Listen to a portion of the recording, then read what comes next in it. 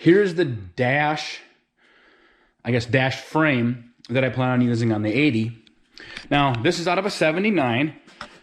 One clear problem with it is it's not an AC dash. So there's vents that go here, a double one that goes there, and one over here. And I've got a 78 that I could use. I'll show you that in a little bit.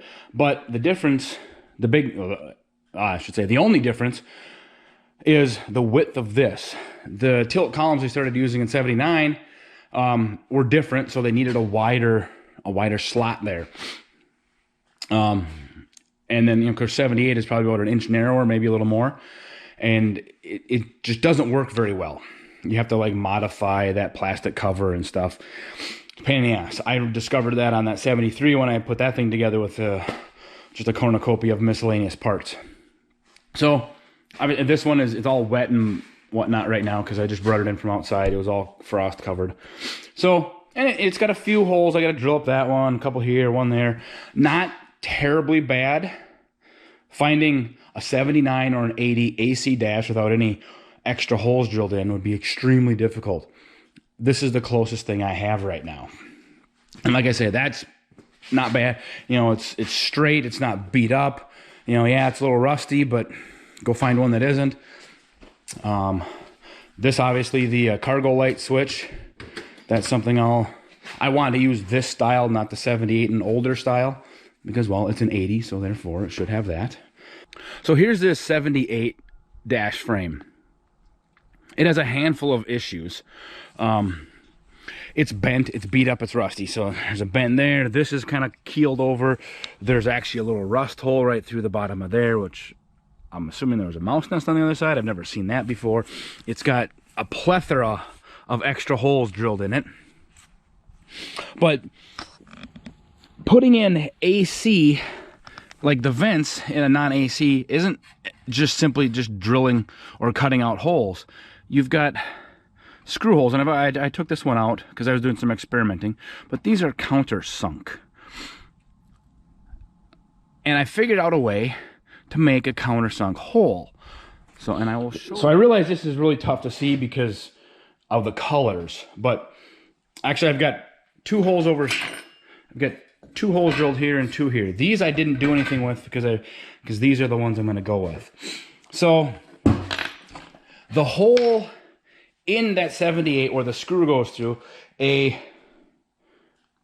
what is that? A 7/32 drill bit goes in there and just a touch sloppy. So I drilled, those are the bigger holes, and I drilled two other holes with the one size smaller. That was just 13/64. I'm also going to try with a 3/16 just to see what that does too. So these two, I'll show you the end result. See, that screw fits in there. If I can, there it is. It fits down in there really nice, actually.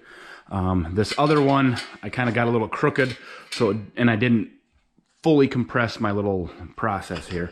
So I'll show you what I did.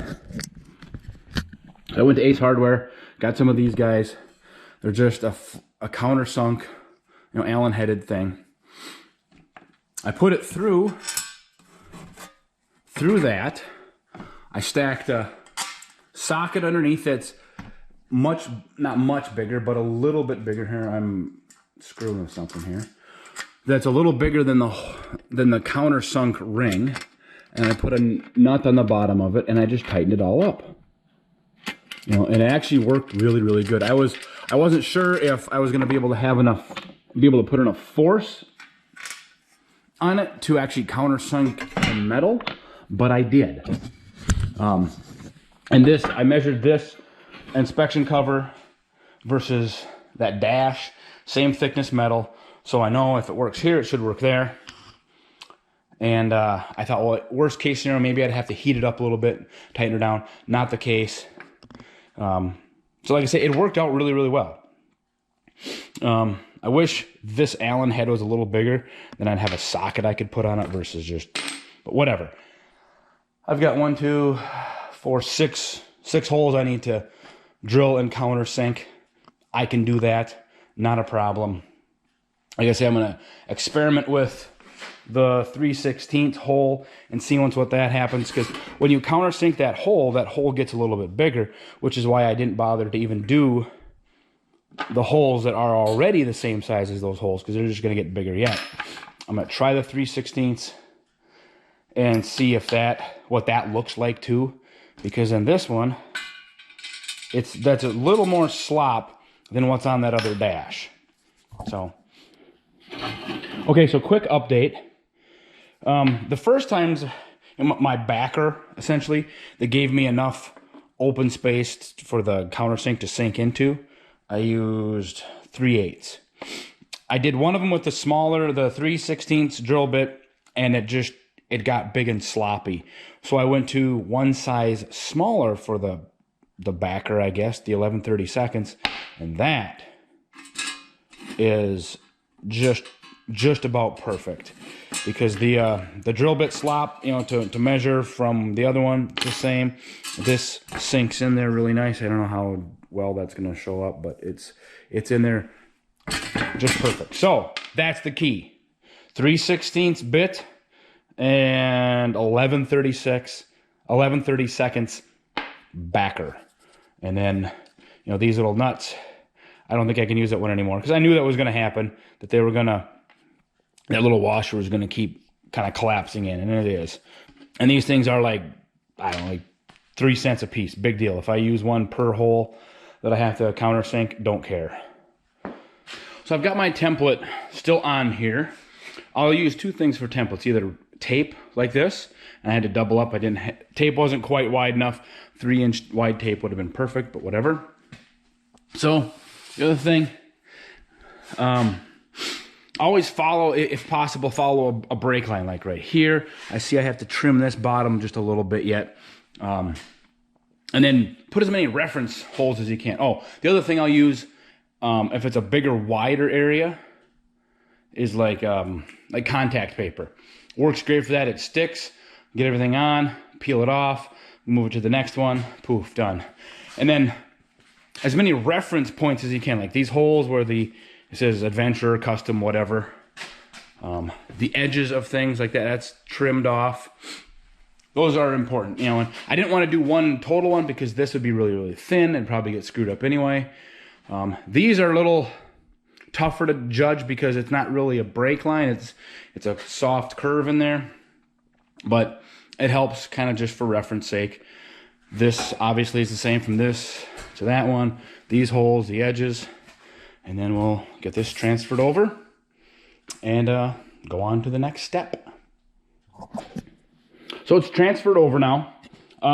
There's two ways to go about this that people will do, that I've seen. They'll lay this on, they'll drill all their holes, they'll cut out the big chunks, whatever it is, and if it's just like letters on a deck lid, they'll drill all the holes.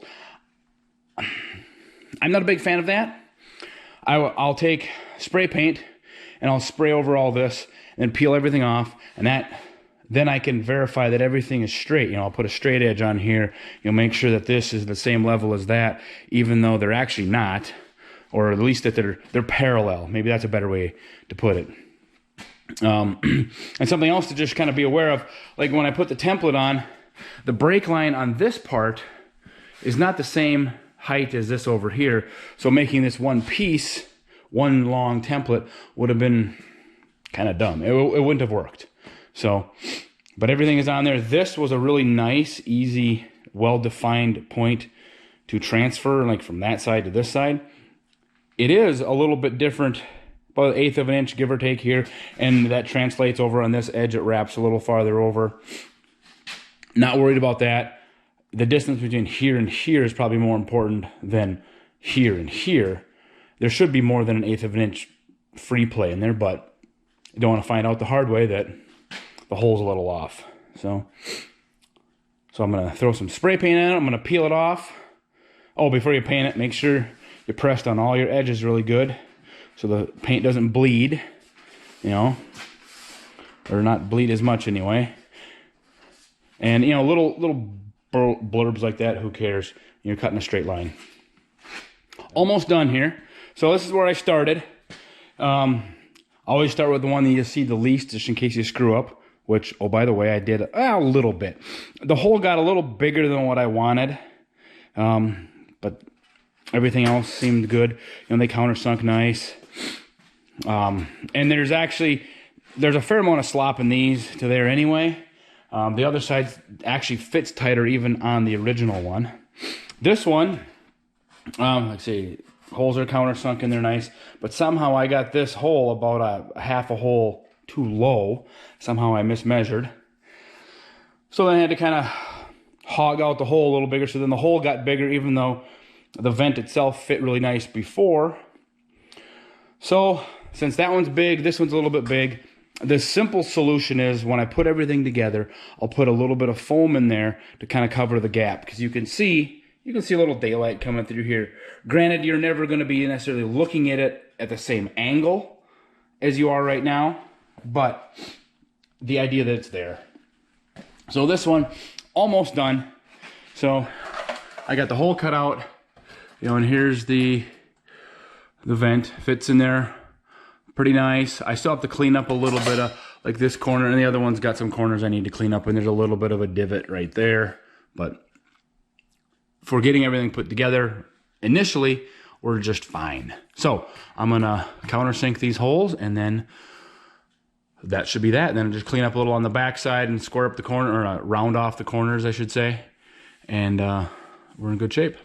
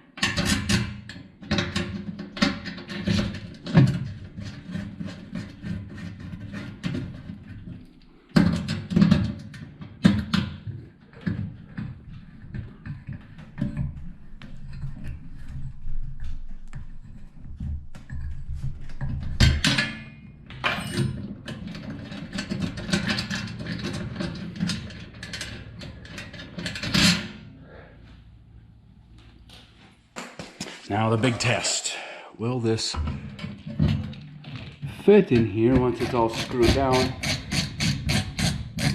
Just as nice as it did before the holes were in there.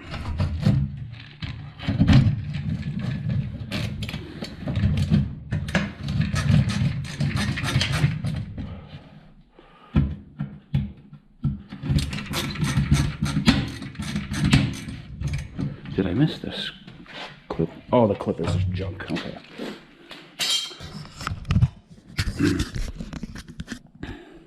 So it's a little bit, it lines up distance-wise, the holes, they're just shifted a little bit too far to the left. So I'll just open this up a little bit and we'll be in good shape. So, little tweaking, otherwise it's good.